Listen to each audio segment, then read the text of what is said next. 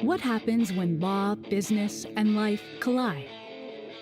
Each week on Lead Counsel, your host Tom Tona will take a deep dive into topics related to the law, the business of law, and life. There will be insightful discussions with industry insiders, experts, and thought leaders making significant contributions and meaningful differences in their fields of expertise. Tom is the founder and managing attorney at TonaLaw. He has been a practicing attorney since 1994 and the leader of TonaLaw since it opened in 2001. The goal of this podcast is to provide you with free information on law and the business of law, and to give you actionable tools related to each of these areas. Now, here's Tom. Hey, welcome back to the Lead Counsel Podcast. Your host, Tom Tona. Before we jump into today's topic, I just want to take a minute to thank the sponsors of the podcast. This podcast is sponsored by TonaLaw. If you're an attorney and you're looking for a trusted partner in New York personal injury referrals, TonaLaw has been doing this since 2001. We're the go-to New York personal injury law firm for attorneys and law firms across the U.S. At TonaLaw, we pay legal fee participation, referring attorneys in all jurisdictions where it's permitted. Refer us a case today and experience the TonaLaw difference. Call us now to discuss how we can work together at 844-TonaLaw or visit us at TonaLaw.com. If you're calling because you heard us on the podcast, just mention Lead Counsel when you make the referral, and they will get you on the phone with me.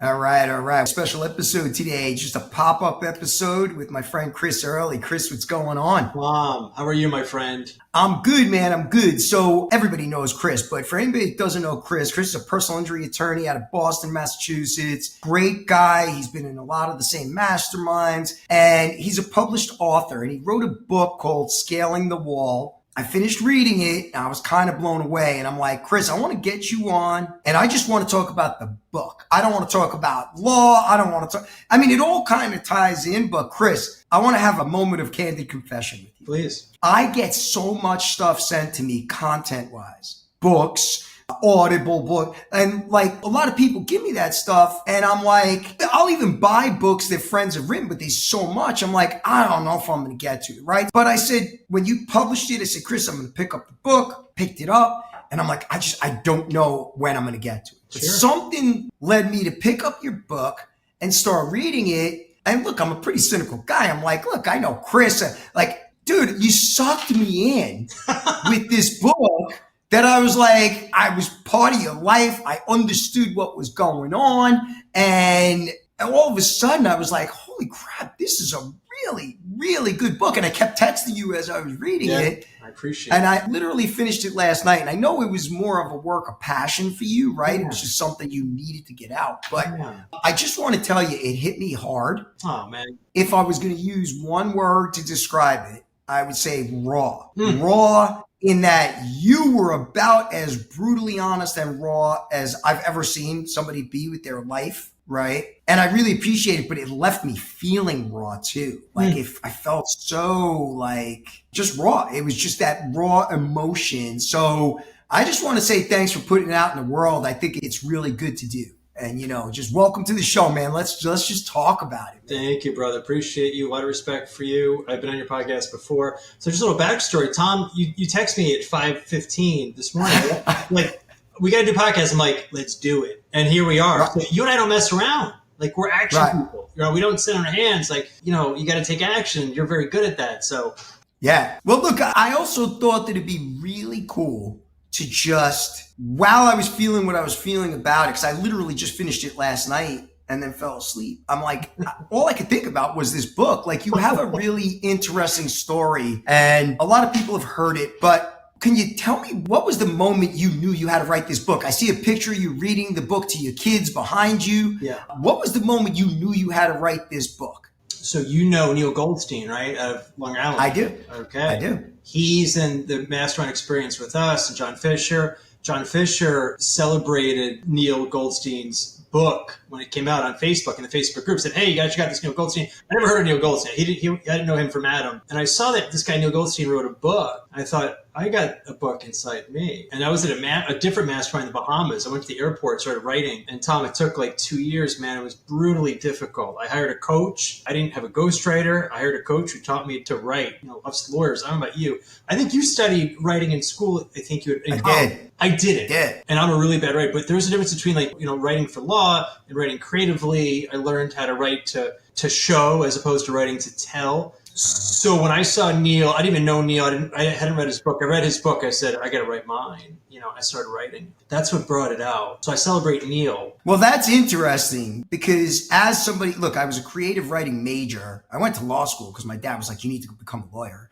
And, and I love the idea of what I do and the way I do it. But I got to challenge what you said. You are a fantastic writer. Oh, I appreciate it. So whether it was through the coaching process or anything else, your writing was about as tight as I have read from a technical perspective, where I was blown away. Like, listen, I did not think I was finishing your book. I'm going to be very candid. I love you. You know I love you. But I'm like, we're so busy. I'm like, if I read everybody's life story, I'm not going to have but your book was so good.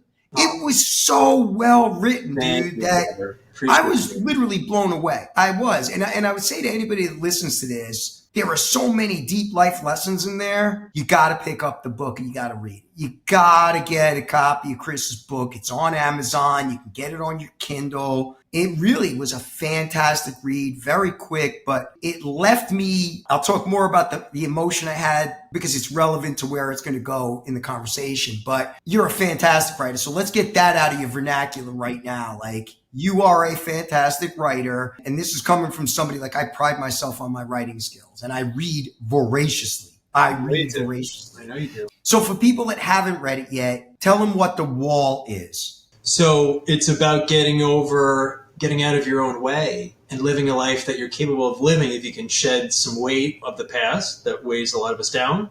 Still, I wrote that book. It covered my 30s. I met my wife who said, dude, this isn't working. Like, you have to get out of your own way. Started going to therapy, massively, ferociously support her. My wife is me, Tom. Like, it's great. I think behind any successful person is a successful partner who pushes them in the ring to keep fighting and fighting. So it's a story about getting over, about healing, about being honest and real. And like, I could have written a watered down version. My wife was like, no, you got to write the real story. If you're going to do it, do it. And I did that. But I had help. It takes an army. I had line editors, Tom. I had copy editors, design editors. There's so many people behind the project, most notably my writing coach. I'm happy to connect anyone to. Her name is Danielle Anderson out of Minnesota. She held my hand. I got lucky. I found her because she was able to tease out of me the words on the page that were jumbled in my head, starting from that Bahamas trip, right? And so I think people are rewarded for doing hard work. That work sucked so bad, Tom. It was so... I know. It was terrible. But like, it's not impossible. So if you want to do those things, you're a worker, like you're a grinder, hardworking person. You do things you don't want to do, and now you reap rewards, right? Those who do things that suck reap rewards. And so The reward for me is this conversation. Like, I didn't write it to make a buck. I wrote it really selfishly to see if I could maybe impact one person, but to be able to have a conversation with you about it that people are going to be listening to and hopefully moved by, and they could share the book with someone that could be moved by it. That's impact. Not to give everything away, but when you talk about the deposition and the impact of your reactions, right? Yeah. One, it shows your evolution of self-awareness, incredible evolution. But two, I was able to see, because as somebody who also really, I strive so much to just continue to self-evolve and become more and more self-aware. When people aren't, and you're sitting across from them, you know it, you see it, you see why they react certain ways in certain situations. And so for you to have the foresight of, I gotta work on this. So you made yourself a better lawyer, a better business owner, a better parent, a better spouse. And some of the stuff you wrote about was really, it was even tough to read, right? And I can't imagine how exposed you felt writing it, right? Yeah. So the wall of getting over the stuff that is in that backpack you described. Yeah. Right? That we all carry around coming into the life as an adult in your 30s, your 40s. Like, man, kudos to you for being able to put that work in. Because anybody who's written anything knows that is the most unforgiving professional endeavor, you got to spend Good a word. lot of time, Good a word. lot of time isolated, right? Alone. Crying, Tom, and making it a point to not miss soccer practice or baseball coaching. And that was the tricky part. Like me, you're a parent, like balancing that stuff, doing the hard work, but still being around, showing up as a spouse, as a parent, but just getting it done. But yeah, we do send it to clients because like, I don't want to be everybody's lawyer. Like, I just want to have those people who are like down with like Earley, because not everybody likes Earley, and that's good, right? We only want to serve people that are aligned with our core values, and my core values are on full display, like who I am and how screwed up I am, but I'm trying. And like all of us, we're pursuing better things, and anyone can relate to that. So yeah, we darn well send it to clients. It's like this is. I love it. It's like I love it. So look, I think that there's ripple effects too, because the weird thing about books, for me anyway, and I have this awesome relationship with books and reading, is sometimes I'll get a book and it'll sit on my bookshelf for years. Oh, same. And I'll try to read it, right? Like Traction, or I have another book that I have giveaway cases of, and I'll probably start doing it with your book, The Untethered Soul, right? Mm-hmm. So I had that book for years. For years, it sat on my bookshelf. And then one day I grabbed it on the way out the door on a vacation, same as you, like going to a tropical island. And it changed my life. It changed my life. And I got to tell you, man, like your book has that potential to impact people, to ripple effect. And I'll get into how it kind of impacted me and what I'm thinking. But one of the core tenets of your book, without giving away the secrets and stuff, is you talk a lot about the relationship with your father. Some people have heard the story either on this podcast or another podcast. That's a pretty intense relationship. And you were able to, like, the way you dealt with it was pretty masterful. I thought it was very creative too, the way you kind of dialogue the conversations. And I'm trying to, kind of strike a balance in what you're doing a great job. But now looking back, because the Chris Earley I interviewed at the beginning of this podcast, probably 2 years ago, a year and a half, you're kind of a different guy, and I've noticed the change in you. Oh. Right. And I'll tell you why. So what is your view now of the experience you went through growing up as a kid? Like, what is the view of your life now looking back in the rearview mirror? Blessing.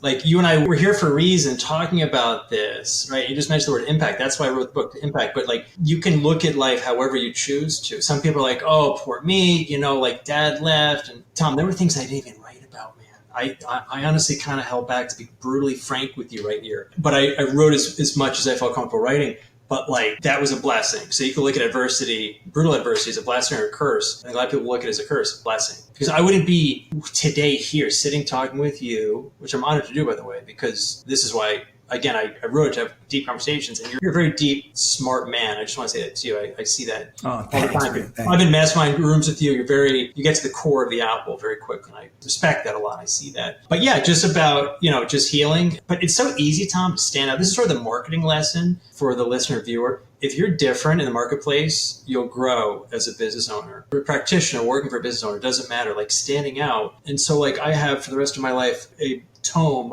or book of my differentiation. How are you different from the lawyers, right? We're all like very much the same, personal injury lawyers or whoever you are, but like your story is unique. I pound my chest time and say, share your story, lawyers, because there's such opportunity. But again, to answer your question, to go back, yeah, I look at all that as a blessing, not a curse. And I'm very, very grateful for that blessing, actually, super grateful. And look, I think it's a blessing that you put it out the way you did. I mean, dude, it was pretty brave. I mean, listen, of course you held back. There has to be stuff that even now in your 40s, right? Confronting is one thing, but then putting it out in the world is another thing. And there's people that are still alive that it'll impact too. And you don't want to impact those people in any way, because those are relationships that are valuable, right? But, if anybody's listening to this again, anybody that poo-poos the conversation about unresolved trauma, and really that's at the core of what we're talking about. Yes. You really need to look in the mirror, right? Because the reality of it is most entrepreneurs I know, and I've read some books on this now,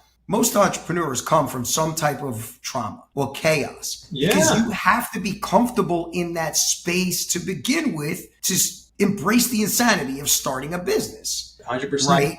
Who's the most comfortable in chaos? Entrepreneurs. Well, where do you get chaos from? Childhood trauma. Right? Like, it is one of the main sources of that kind of broken brain skill set that we all kind of, we commiserate at masterminds about it. All of us do.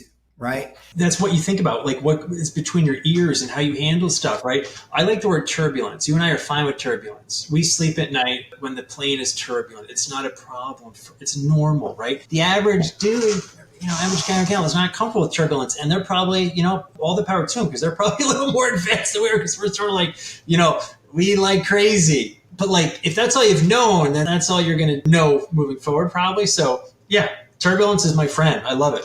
Right. So you talk about the hidden costs, right? You don't even talk about it. What you do is you show, right? Like you show the hidden costs that you were facing. And dude, I was literally quoting the book the other day. We were talking in my office. It was me and two of the managers in my firm. And we were talking about the razor thin line between life is good and losing everything. Oh, yeah. And what I think people like us understand is we've seen it, right? We have seen it firsthand. And what I think that gives you an edge with is the clients, right? One day, everything's fine for that client. Next day, they've suffered a catastrophic loss. Blink of an eye, life, razor thin line. And like you really show that on a personal impact for lawyers, right? The lawyers that, they have these rage issues. I'm thinking of somebody in particular. I'll never say the name. Common, man.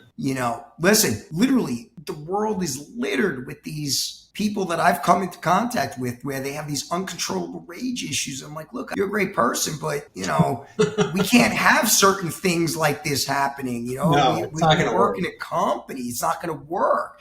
You had the foresight where a lot of business owners go wrong for themselves and for their people is when you're the owner of the firm with that issue, you don't have somebody who says, hey, you're fired, Chris. Yes. You can't do that. You're scaring people. Yes. Whereas if you own the firm and you see it, you got to draw those lines. You got to say to somebody, hey, I really like you, but I got to fire you. You can't, you're scaring people, So I think it took a lot of foresight on your part to say, I'm going to lose relationships potentially, or my business. Absolutely. If I don't control it. And so I think that that's why it's important that, what was I know what it was, but just describe it. What was the turning point where you were like, if I don't fix this, I'm breaking it? Yeah, man. Great question. It was a process of discovery because I think you just said something I really just want to harken back to about the edge. You could lose stuff very easily. All of us are one misstep from losing everything. I saw that in vivid detail, color, texture. Like I smelled it, I felt it, I saw it as a young boy. So yeah, you can fall from grace. You can be at the highest of highs, the lowest of lows. And I've seen it close. So see, in law school, your head is down, you're working so hard. All you know is law school and exams. I got out of that, started, hung a shingle. And then a few years, I was an angry lawyer. That can, the sick thing, Tom, that can be an accident as an angry lawyer. This guy's an edge, like he's a zealous advocate. Well, no, it's kind of unhealthy to be that way too far on the spectrum. And so I was leaning too far that way, but it was a process, again, meeting my wife, putting her coming from a more stable upbringing, right? At least more stable than mine, putting the mirror in front of me, showing me like, dude, you got to work on some things. Like, what are you talking about? This is just normal. See, you don't know what's abnormal. That's all you've ever known. So we need people to hold us accountable, right? Business owner doesn't have anyone. You just mentioned the business owner. Doesn't have someone holding the mirror, like the organization's going to be toxic and unhealthy because there's no self-awareness, like you just mentioned earlier. So it's a process of evolution of falling down, getting up, falling down, getting up, which is life in and of itself. But a couple therapists sort of got me primed to grow, to improve. And then one therapist in particular, who I talk about towards the end, really got me over that line. And I was like, oh, okay, you don't have to be miserable and angry. Right. It's not your fault. It's okay. Right. And I was like, oh, okay. And then what happens, like you're untethered. You're just untethered soul. I use that word. You're a little bit less tethered to that bad stuff. And then you can live a life that you're supposed to live, that you have a birthright to live, right? I believe strongly in that. This podcast is sponsored by TonaLaw. Attorneys, are you looking for a trusted partner for your New York personal injury referrals? Since 2001, TonaLaw has been the go-to New York personal injury law firm for attorneys and law firms across the U.S. At TonaLaw, we pay legal fee participation to referring attorneys in all jurisdictions where it's permitted. Refer us a case today and experience the TonaLaw difference. Call us now to discuss how we can work together at 844-TONA-LAW or visit us at TonaLaw.com. Listen, the one moment in the book, which I'm not going to give away, was the watershed breakthrough moment was moving. I mean, dude, as somebody who did the process of therapy with the right therapist, and I love that you detailed all of the search and all of that, but that watershed moment was so powerful, man. It really was, dude. It was a blessing for you to share that. I felt so connected to you, and I feel so connected to you as a result of that book. I mean, I know we've always been kindred spirits. Totally. We've had a lot in common. Yes, sir. And look, game recognizes game, right? That's what I texted you this morning, right? How much of that hustle or grind culture, as somebody who comes from trauma, like that's a trauma response. Yeah. Right? Like you talked about law school earlier. It's a trauma response when you're grinding, running from something or you're running to something. Sometimes it's a little bit of both. But then, like for guys like me and you, there's a spectrum of trauma too, right? Mm-hmm. Like you've got, my dad worked a lot to what you went through or what I went through. Right. And I'm not giving away any of the book. I want people to read this book, but suffice it to say this too. It also highlights that's kind of an epidemic in our culture right now, which is the insidious poisoning of alcohol. Right. And what it does to families. Right. Forget about the parent that has the issue. And we both come from this background, by the way. You know that, right? We've talked. Yeah, a lot in common, man. But how many lawyers are listening to this that they need to hear that message of, hey, man, it's not just your one scotch too many. Your kids don't understand intoxication at all. Yes. At all. Yes. And look, I made a vow when my daughter was born. I was like, this kid's never going to see me drunk. She will not understand it. You know why? I was a kid. I didn't understand it. When I saw it and observed it, and it wasn't my father, it was somebody else, but I couldn't understand it. I couldn't wrap my head around it because we don't understand it. Right. So I think that you did an excellent job of showcasing many, many layers of stuff. And that came through also because you were having those conversations. Again, I'm not giving away too much of the book, but you were having those conversations from both perspectives. The person with the disease and the person who, as a byproduct of it, suffered alongside the person who had the disease. Yeah. The many people that were impacted by it. Yes. So, and you did it freaking brilliantly, dude.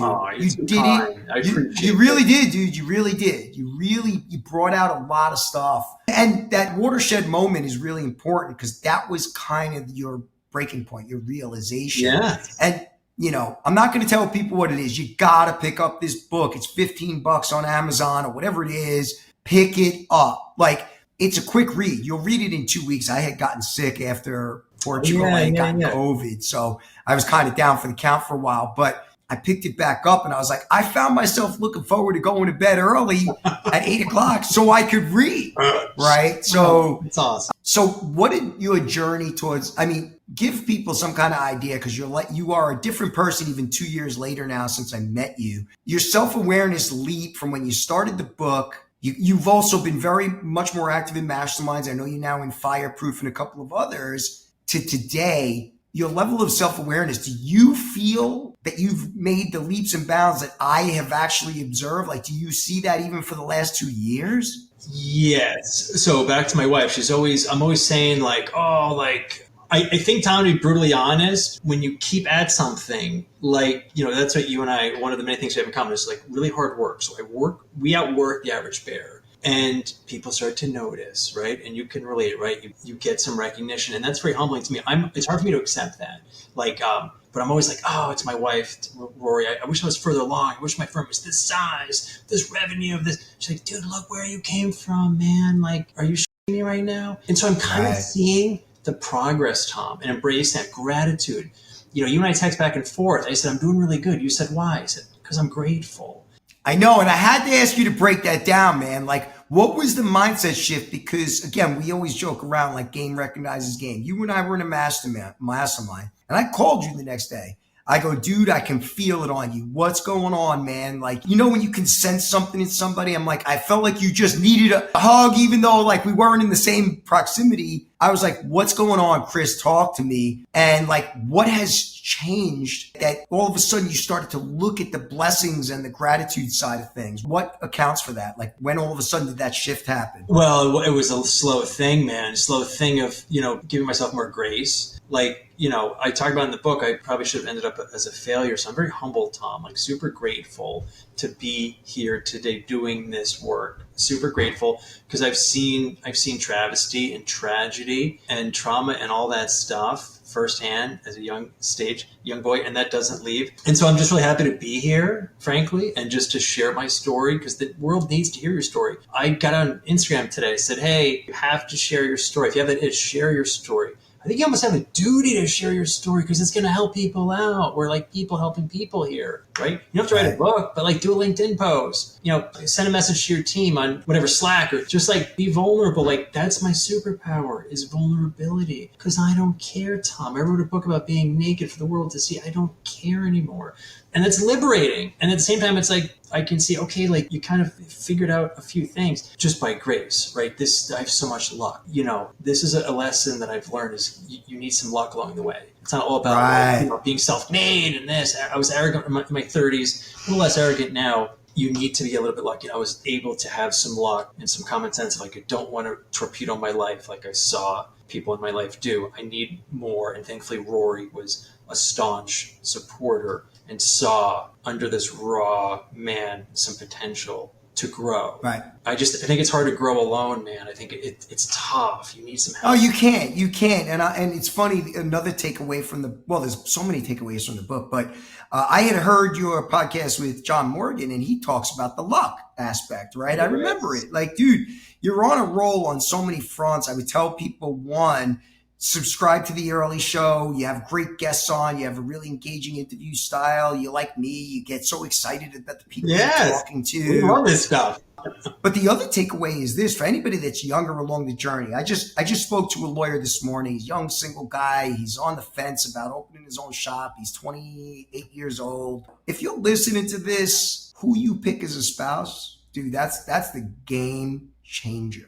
Oh, yeah. Right. I got a foxhole woman. We just celebrated our 16th anniversary. So happy, how long are you married? How long are you married to Rory? 14, 15. I'm really bad. Right. Jeez. But what you want is a spouse, especially if you own a business. Hopefully Rory doesn't hear that part. We'll say you got it right and I talked over you. Just edit it out, okay? But I think that you don't want a spouse that kind of tells you how great you are. Oh, no. You want a spouse, especially if you have the upbringing we're talking about, who says, hey, bro, you either fix your shit or I'm out. Yeah. Right? Like my wife draws very hard boundaries about certain things that are non-negotiable because she knows the real me, right? The raw me, the vulnerable, trauma-raised me. And listen, we have a lot of similarities. The meditation stuff we both do. And, I spent a long time in therapy. But I will tell you, I put your book down. It makes me look again. I go, what's my own level of peace? What's my own level of self-awareness? And is there more to be done? Is there more in that backpack? And I'm looking at the picture of the sculpture I sent you this morning. Your book was a heavy mirror because it becomes, if people have the discipline and finish that book, it becomes undeniable you have to do some work. Oh, yeah. Regardless of the level you're at, there is nobody, and I just turned 57, there is nobody that's going to run a business that doesn't have more work to do. In fact, I think that the people that don't do this work, they put their own cap on what they're going to grow that business to. Yeah, 100%. 100%. So listen, I've always known you were one to watch. How old are you? You're in your 40s. I'm 47. You're good for 57, man. Holy. Well, dude, but you're 10 years behind me, and you're the one to watch. Like I know what you're going to be doing in 10 years. No, I'm serious. You're in a major market. You're doing fantastic. You're constantly looking to grow between the ears, like you said. But again, look, you're super humble. You're willing to humble yourself and say, I got work to do, or I'm confused, I don't know what to do, and you're working on the stuff between your ears. That to me is the telltale sign.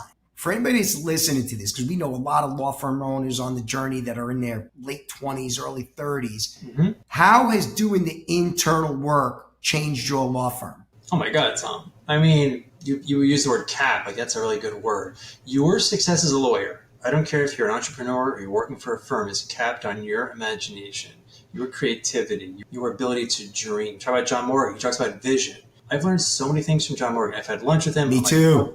He is a wealth of knowledge. And he talked about luck, but vision. He talked about vision blockers. Just think about the vision blockers that I had, and I think, you can relate, right? Because we talk the same language here, right? You vibe with that. Blockers. How are you going to grow with blockers on? But then when I kind of released the blockers sort of one, I was like, oh, okay, I can see clarity. I can hear things better. Like Tom, I'm hearing his words. It's like, if I didn't know you and I thought you said something the wrong way, I'd challenge you to a fight. Like I talk about in the book, just like crazy stuff, man.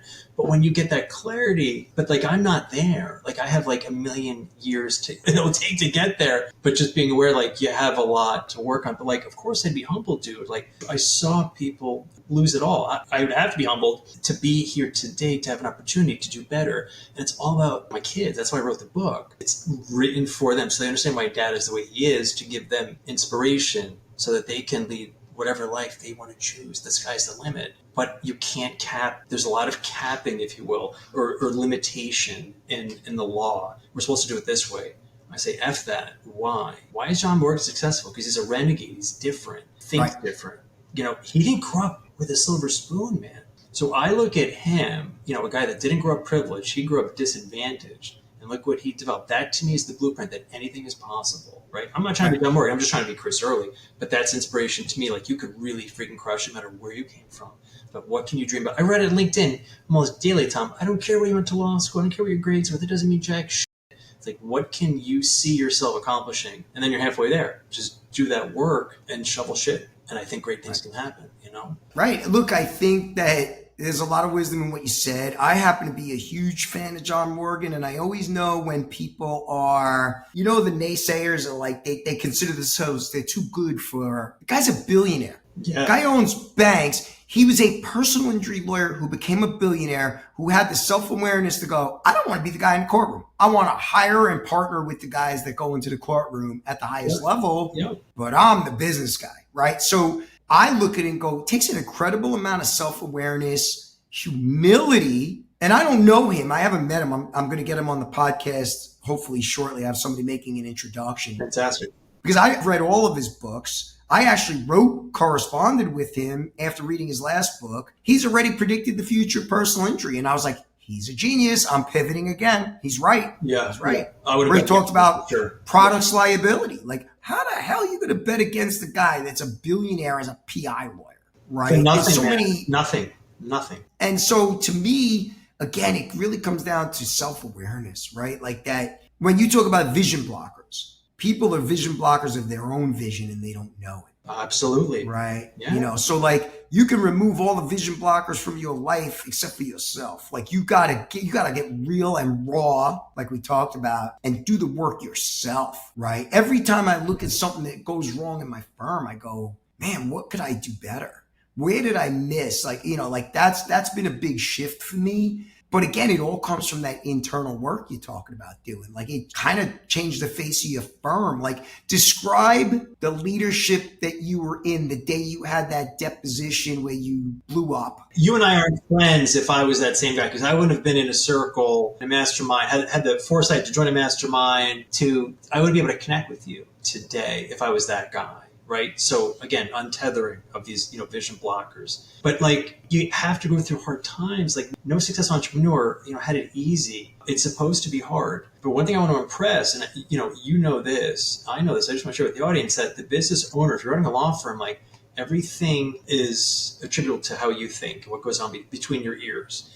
Like you could look at someone departing to resignation. That could either be like a disaster, like, oh guys, we're screwed. Oh God, want ads, job ads out there. Or it's like, okay, this opportunity to pivot, this opportunity to grow, Right. You mentioned Fireproof before. Mike Morris, his firm burned down. What did he do? He rebuilt it. He built it bigger and better. So he's doing $300 million a year. So it's all about what you think about and how you see things. And right now, Tom, I'm doing better at it, is seeing the good. My wife is always saying, you got to see the good. when you get knocked down as a business owner, whoever, I don't care what you're doing in life, for work, for pleasure, if you get knocked down, you get KO'd, you got to get up and look at weather that knockout. I'm stronger. I'm better now. Like, that's the key. Just keep getting up. I'm too dumb to quit, man. Dude, I don't think you're dumb at all, man. I mean, listen, it's funny because now that we're all in the same circles for a longer period of time, I have seen evolutions of people personally. Yeah. I have seen evolutions of people professionally. I have seen people that have really blown up professionally, but I can still see the unresolved stuff within them and them not happy at very high revenue levels, right?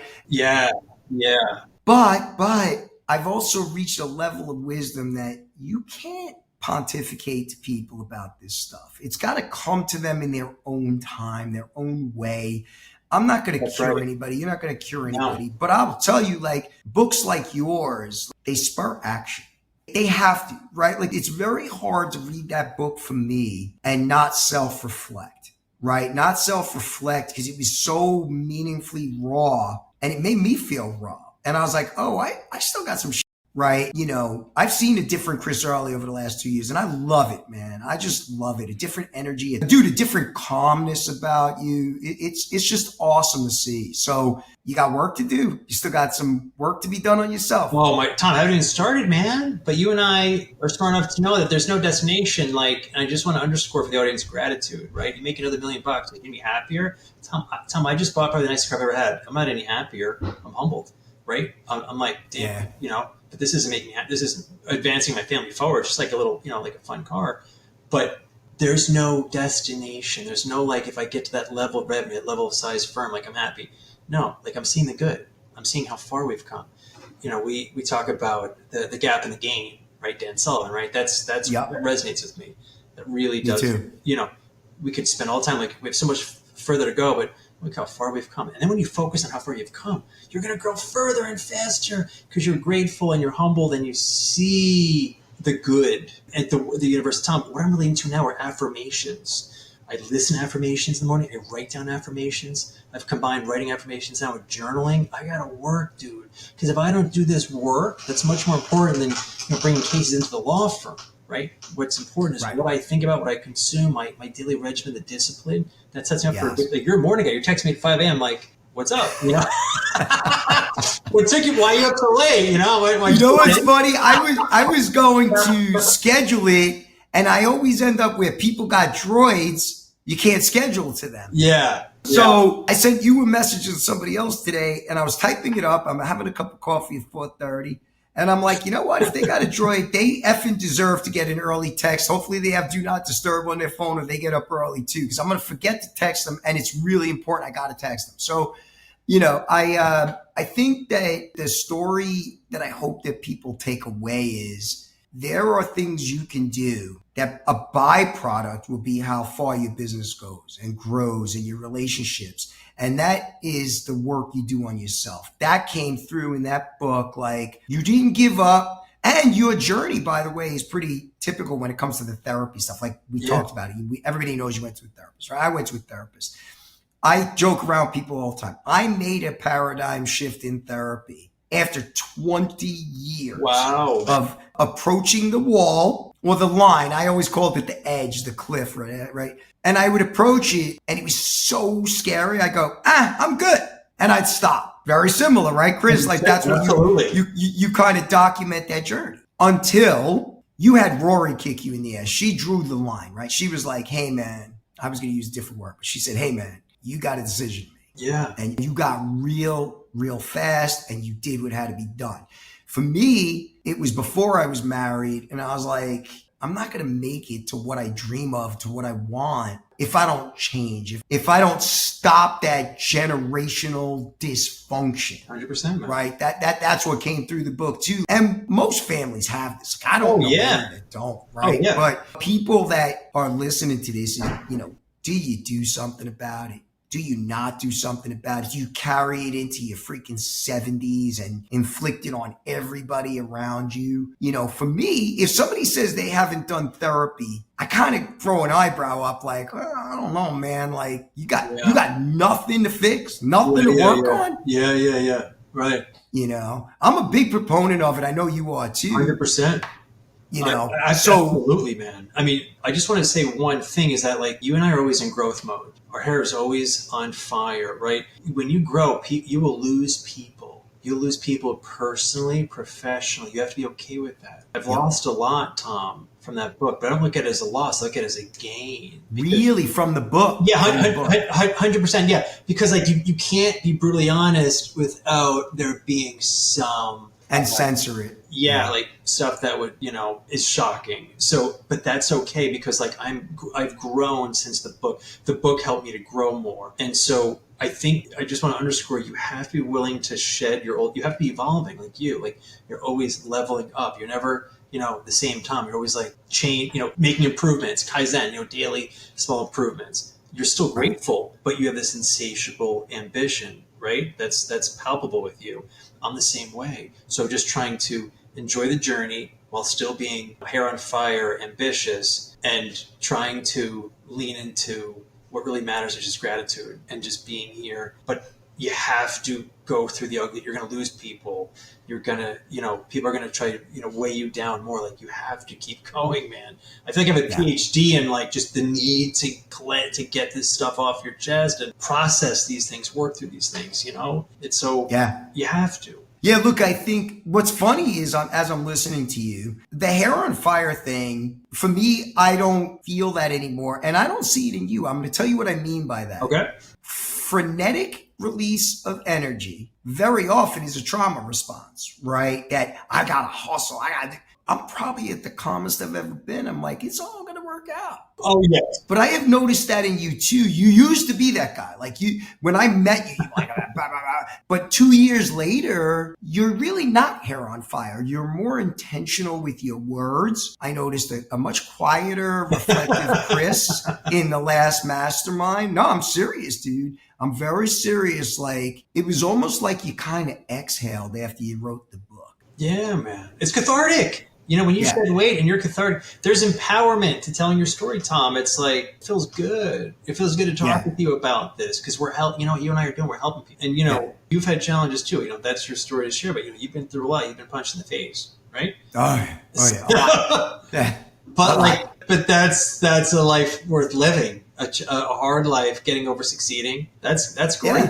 Yeah. Look, one of my idols is the jiu-jitsu black belt, Renzo Gracie. And he's like, look, man, when I go sliding into the grave, I want everything broken. I want scar tissue everywhere because I want to show a life well lived, man. I'm going in with fake hips, broken everything, and including emotionally, including the mental stuff that, we have stared down. Listen, you don't get to where we're going without staring down the fears and doing it anyway. Right? Anybody says, look, there's a lot of gurus out there that don't tell you about the silver spoons. Yep. I didn't have a silver spoon. You didn't have a silver spoon, right? We had the exact opposite of that. Correct. Little rusty spoon.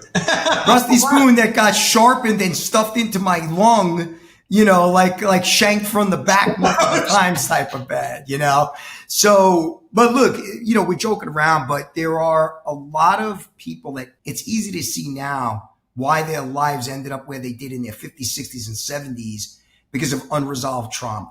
It's sad, man. Right? And like, if people will listen to this all the way to the end, pick up the book. Like, you don't have to start with looking in the mirror or even going to therapy. Pick up the book. Tom, I'll send it to anyone for free. Not trying to make a buck. Email me, reach out. I'm easy to find on LinkedIn. I'm all over the place online. I'll send it to you for free. I'm going to the post office in a while to send some books out, Tom. I've sent out. Oh, that's awesome. No, but literally that's constantly. And no, dude, listen, I always use this word after my quarterly meetings with EOS. I'm agitated, right? And my coach, my implementer always says, well, agitation's good because it spurs action, right? You think about a washing machine. It agitates the clothes to clean them. Yep. Right? Yep. Your book left me very emotionally agitated because I still have stuff to do. I still have work to do. These little fibers of unresolved things that, I'm part of the sandwich generation. I'm taking care of a 16-year-old, a wife in a house, and a business, an elderly parent, a couple of elderly parents, my wife's and my own. And so I think that's where a lot of unacknowledged stress comes from because You talk about your parent that's still alive, and yet there's got to be unresolved shit there. And all of a sudden, you got to take care of that parent, and you still have that unresolved shit. And that's some heavy shit, man. And so because of you, now I got to go do some work. Then I'm like, I got to put some work in. I got to put some work in, and I'm going to go back and do the work, right? Because I know it'll be better in the long run for me, for everybody around me. I love that. I love that. I'm humbled to hear that, because I really look up to you and respect you, and to hear that is very humbling. It fills my cup, like that lights me up. But I'm serious. I know you are. You can't scale a business until you've scaled yourself. And the book challenged me, and that I hope that listeners will let it be the first step in challenging themselves too. Because at the end of the day, that book, if it hits you the way it hits me, that book is a heavy mirror. Like it makes you say, man, Chris was brave as hell. And wow, there's something there. Like there's just something still there. And when there's something there and you say that, you kind of have to do something about it. Unless you're going to bury it with drugs, alcohol, affairs, or some other coping mechanism that is self-destructive. And I'll throw out a story. I had a guy come in not too long ago. I heard a story about guy's doing probably north of 8 figures in a law firm, and he's basically driving it into the ground because of unresolved trauma. That's terrible. And it's the saddest story ever because you're like, why, right? Anybody that's ever done something that caused a crash and burn that was unnecessary is because of unresolved trauma. Like that's one of the biggest leading factors. Why do people turn to alcohol, drugs, other vices? It's out of pain and unhealthy coping mechanisms that all of a sudden lead to a downward spiral. And yeah, that's that razor thin line, right? Or you could be like other people I've interviewed on this show, these really powerhouse trial lawyers. Like I asked one guy, it was funny. I was just listening to the podcast this morning because I love this guy. I said, what drives you, dude? You've already reached the pinnacle of like 9-figure verdicts and high 8-figure verdicts. What drives you? And I saw his face. I remember his face when I was interviewing him on here. And he's like, it's a really personal question. And I was like, I know. And I was quiet. And he was like, trauma. And so here's somebody who used it for good, who took that edge and said, I don't know any trial lawyer or any lawyer that doesn't have this edge. It's just a matter of, do you reach the pinnacle because of it and use it as fuel and do the work you need to do? Or do you drink a bottle of Jack Daniels every night, go home and beat your wife and kids, or God forbid, get in a car and wrap it up? Look, man, it's all these choices that then pile up. So anybody that's listening to it, just read the book. Read the book. I like appreciate that. you can't build anything till you build yourself, till you figure out who you are and what's holding you back. All right, I want to be respectful of your time. The book's out in the world. Is there another book in the works? Because I'm online for it. I'm online for it if there is. Maybe at some point I had a dream, an aspiration to do that, Tom, but the work was so heavy. I don't have it in me today, but hopefully at some point. But I just want to highlight to the audience, like you and I have talked very little about running a business because it doesn't matter unless your head is right, unless your emotions are balanced, right? Because I'm the king of getting those things wrong. And so a little evolution there with a long way to go. But like, you and I are just like, geeking out on KPIs and culture and, onboarding. This is like much more freaking important because none of that matters unless we have it right.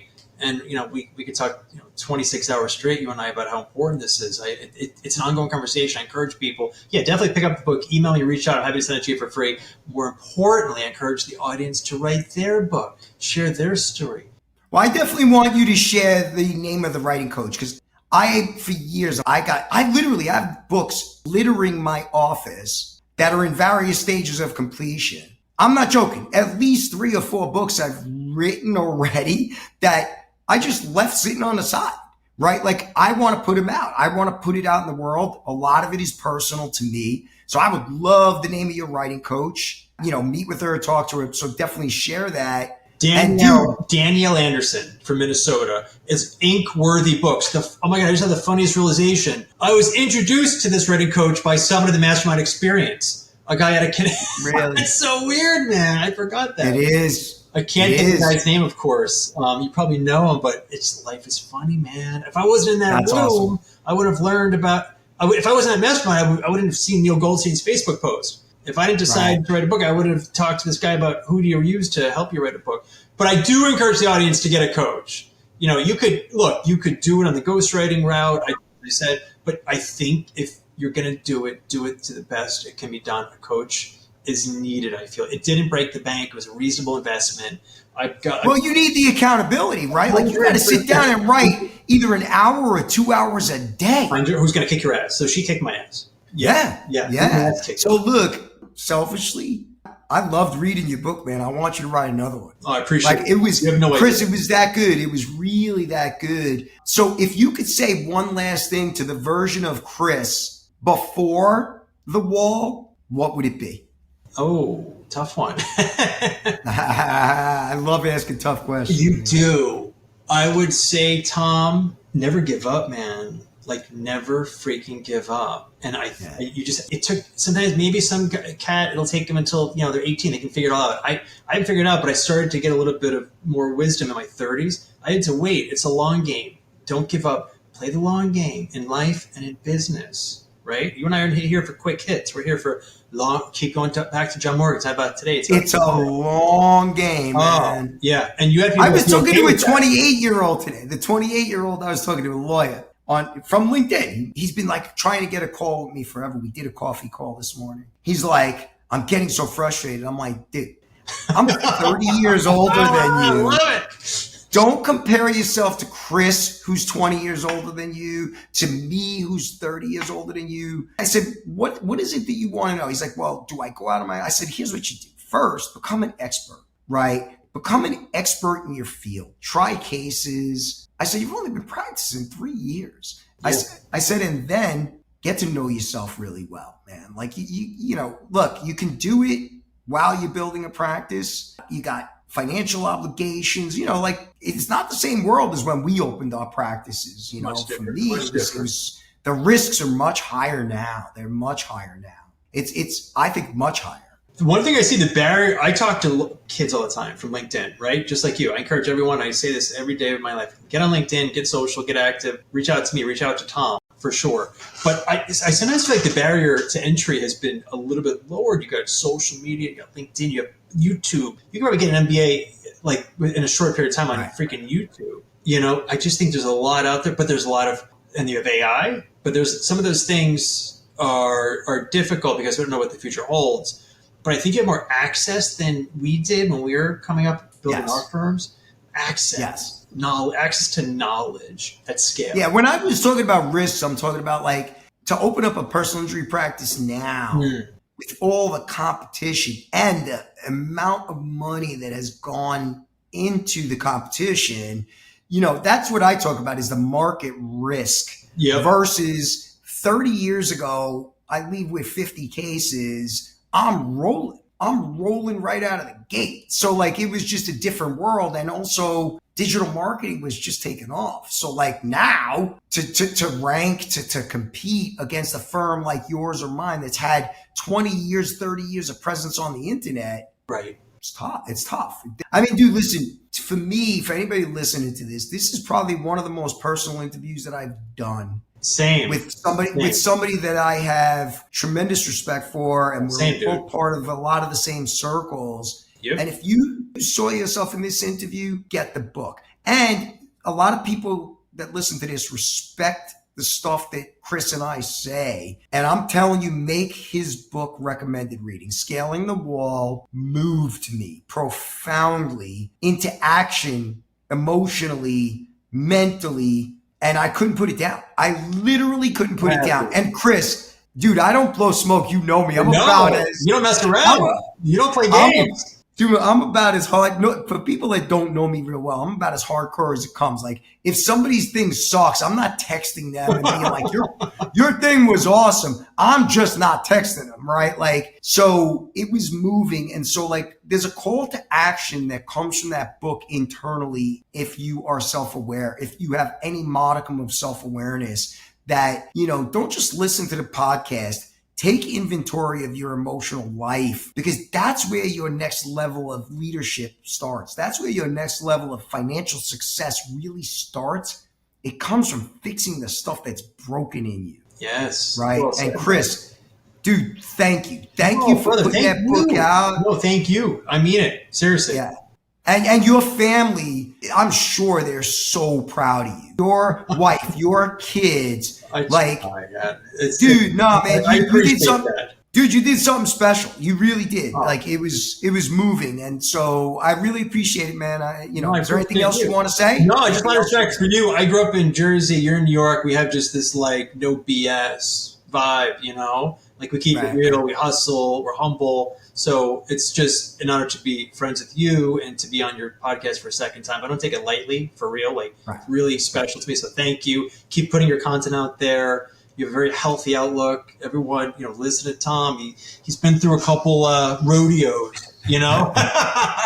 I've done a couple of rodeos, man. So look, I appreciate it, man. I'm not editing this. This is going up in about 10, 15 minutes. I'm let's put it all over LinkedIn, and yeah, man, this was fun. And for anybody, like I said, one more time, go get that book, read it. It's going to change you. It's going to change you. He wrote a book that changes things. So you should read it. So, man, I appreciate you. Thank you, Chris. Thank you so much. Thank you for listening to this episode of Lead Counsel Podcast. Your host, Tom Tona. Go anywhere podcasts are distributed. Follow us. Leave us a 10-star review. Share some episodes with your friends. And thanks for listening. I appreciate it. Thank you. This podcast is sponsored by TonaLaw. Attorneys, are you looking for a trusted partner for your New York personal injury referrals? Since 2001, TonaLaw has been the go-to New York personal injury law firm for attorneys and law firms across the U.S. At TonaLaw, we pay legal fee participation to referring attorneys in all jurisdictions where it's permitted. Refer us a case today and experience the TonaLaw difference. Call us now to discuss how we can work together at 844-TONA-LAW or visit us at TonaLaw.com.